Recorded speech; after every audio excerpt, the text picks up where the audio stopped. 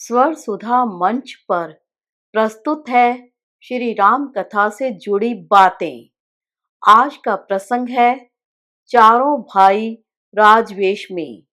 एक दिन गुरुदेव ने श्री राम से कहा, राम, मैं जानता हूं कि तुम तीनों लोकों के एकमात्र अधीश्वर हो। संपूर्ण विद्याएं तुमसे ही निकली हैं।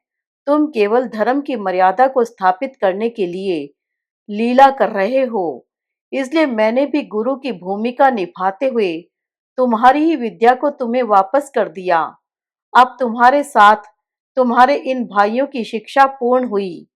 तुम भाइयों सहित अपने माता पिता के पास लौट सकते हो। श्री राम ने कहा, गुरुदेव, इतने दिनों तक आप और गुरु माता का जो असीम वात्सल्य हमें प्राप्त हुआ है, उसके लिए मैं अपने भाइयों सहित आपका ऋणी हूँ।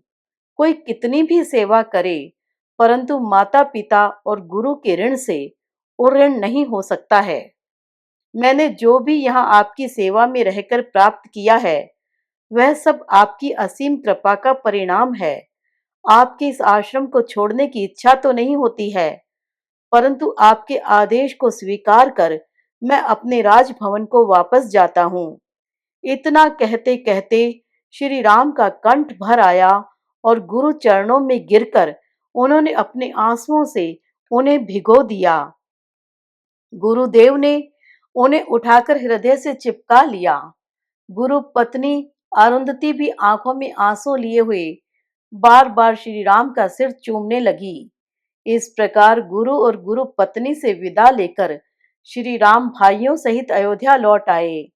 चारों कुमारों को देखकर महाराज दशरथ तथा अयोध्या वासियों के आनंद का ठिकाना न रहा। माताएं तो बहुत दिन से अपने बछड़ों से बिछड़ी हुई गऊओं की भांति कुमारों की तरफ दौड़ पड़ी और अपना सारा वात्सल्य उन पर उंडेल दिया।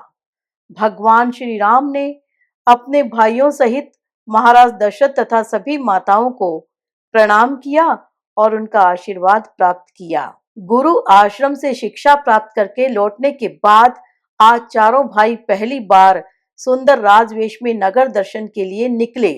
उनके सिर पर सुनहले राज मुकुट, हाथों में धनुष, कंधों पर बाणों से भरे हुए तरकश तथा पैरों में सुंदर जूतियां हैं। अयोध्या के नर नारी, बालक वृद्ध सड़क के दोनों ओर खड़े होकर श्री राम के अनुपम सौंदर्य का रस पान कर रहे हैं।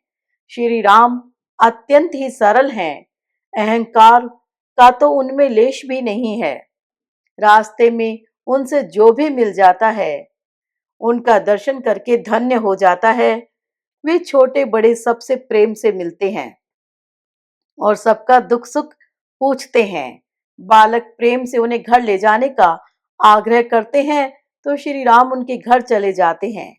श्री राम उनके घर वालों से पूछते हैं कि आप लोगों के साथ कोई अन्याय तो नहीं करता।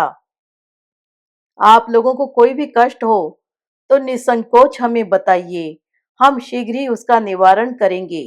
इस प्रकार भगवान श्री राम सबके दुख सुख में हिस्सा बटाते हैं। ऐसा क्यों न हो?